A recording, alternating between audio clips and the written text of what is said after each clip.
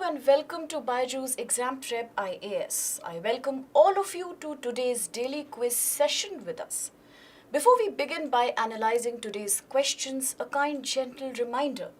In case you need expert guidance to help you with your UPSC CSC exam preparation, then do not think twice and please fill up the Google form that has been provided in the description of this video.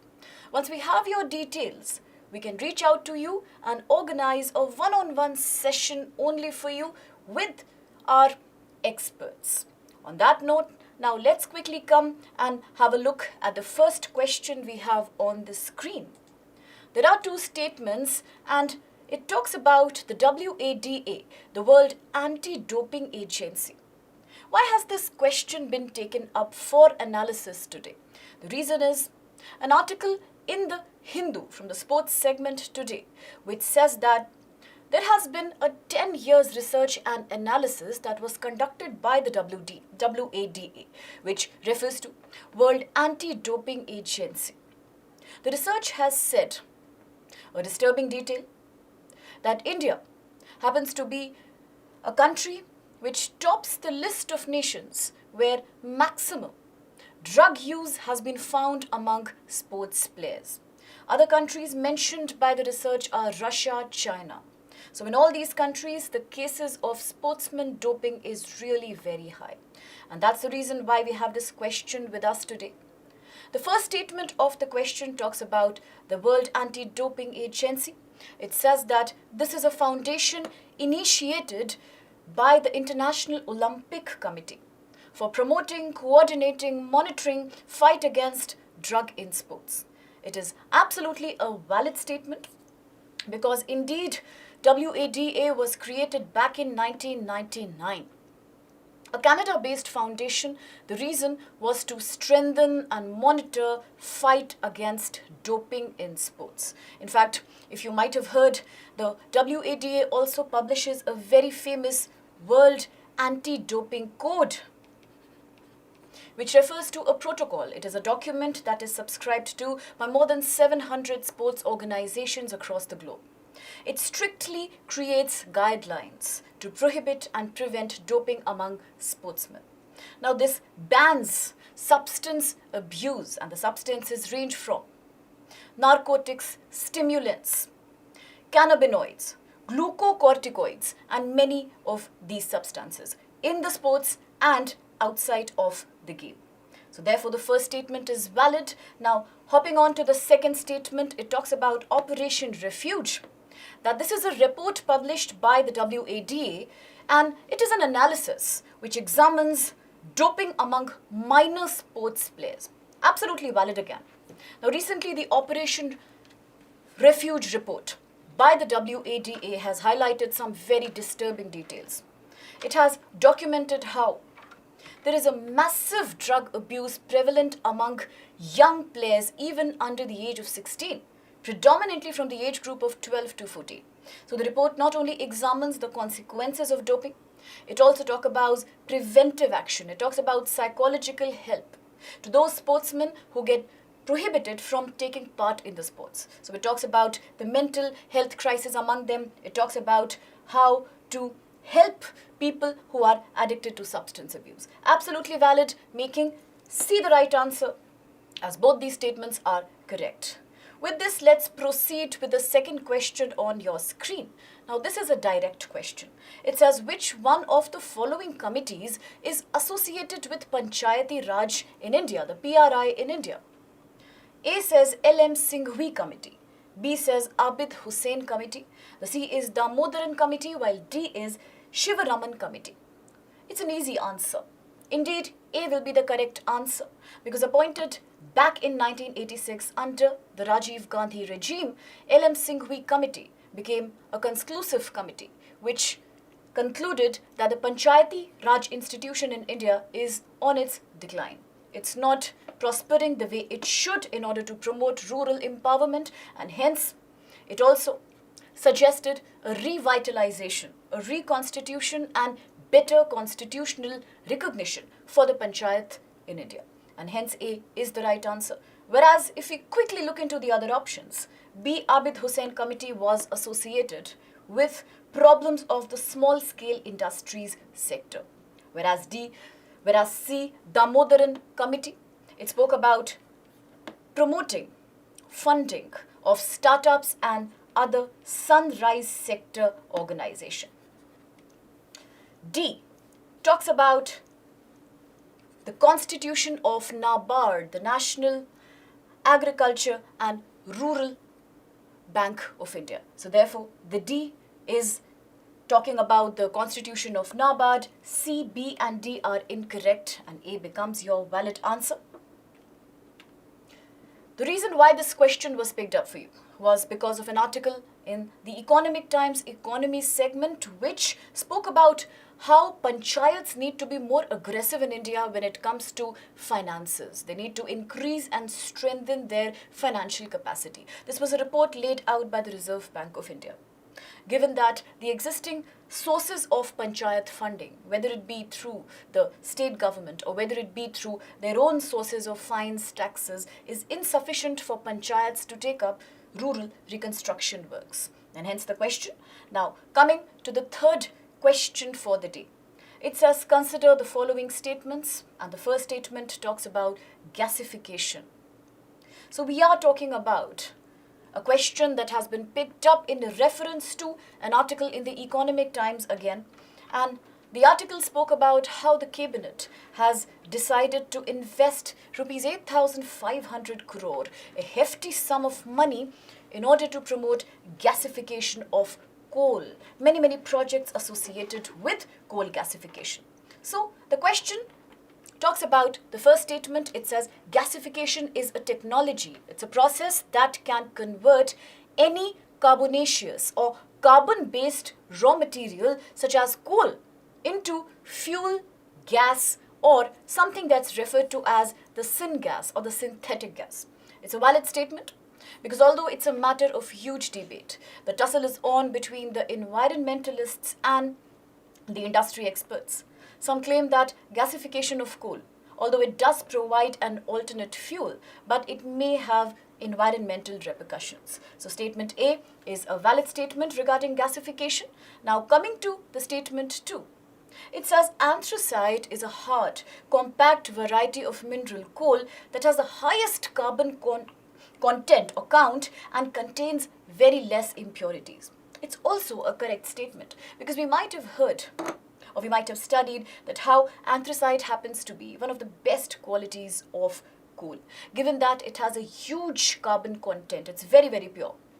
Apart from that, it also does not leave behind any major fume or any major environmentally toxic residues once it's burnt. So therefore, second is the valid statement. Now the third statement again is in reference with anthracite. It says anthracite is also sometimes referred to as blind coal, a correct statement. Blind coal is a name that has been given through anthracite because it burns practically without releasing much fume, and therefore the name blind coal. So all three statements then become valid, making D our correct answer. On this, let's quickly go to question 4 here.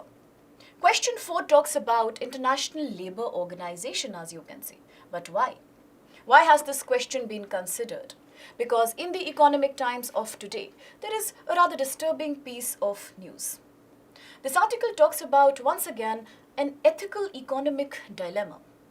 Because the government has approved training and preparation for many Indian workers who will be trained and then recruited from various states to go and work in Israel. Given the expanding economy of Israel, these workers can find employment outside, providing them steady income and employment guarantee. Now, why has it become an issue of debate and dilemma? That's because Israel-Palestine war is not unknown. It is a war-torn territory and it's going under humanitarian crisis. So this becomes a question of debate. That is it appropriate that many batches of Indian workers from UP and Haryana and other North Indian states will be recruited to work in Israel? So whether it is safe or whether it is solely for economic empowerment, this dilemma leads us to this interesting question here, which has three statements, and the first statement goes, a unique feature of International Labour Organization is its tripartite character. By tripartite, we mean a three-party character. It's based on communication, negotiations between all parties involved. This, as we know, is a valid statement. The second statement, India has agreed to or ratified the Equal Remuneration Convention of International Labour Organization, which talks about Convention number 100.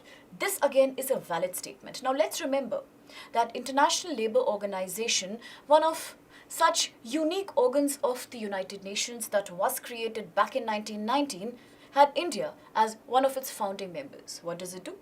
It works to promote social and economic justice by regulating and laying down standards for labour welfare across the globe. In this context, ILO has certain conventions. They range from prohibiting child labour to equal pay for equal work, that's gender parity. They also talk about promoting equality in work. They talk about avoiding hazardous or dangerous occupations. So practically we talk about 8 core conventions here. Now, India, rather than accepting the 8 core conventions, has ratified 6 basic conventions, and convention number 100 is one of those. So statement number 2 is valid. Let's look at the third statement. Worst forms of child labour convention. That's convention number 182. It's a core convention. Has not been ratified by India. The statement is incorrect because indeed this ratification, this convention has been agreed to by India. This is one of the 6 conventions to which India is a party. So we can say only one and the 2 statements here become valid, making C as our correct answer. Let's now check which PYQ do we have for today's analysis, and this question comes to you from 2017.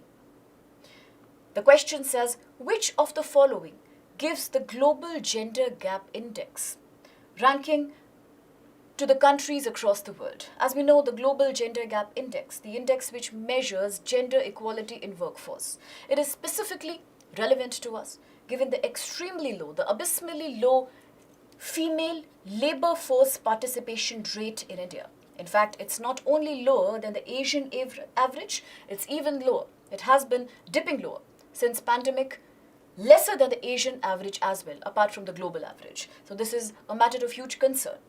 And hence, let's have a look at the options. A, the World Economic Forum. B, the United Nations Human Rights Council. C, UN Women. And D, World Health Organization. So clearly here, the answer is A. It is the World Economic Forum which releases the Global Gender Gap Index, an indicative of gender equality at work between different countries. Now that we are done with our question analysis, it's time to have a look at an interesting fact of the day that we have picked for you.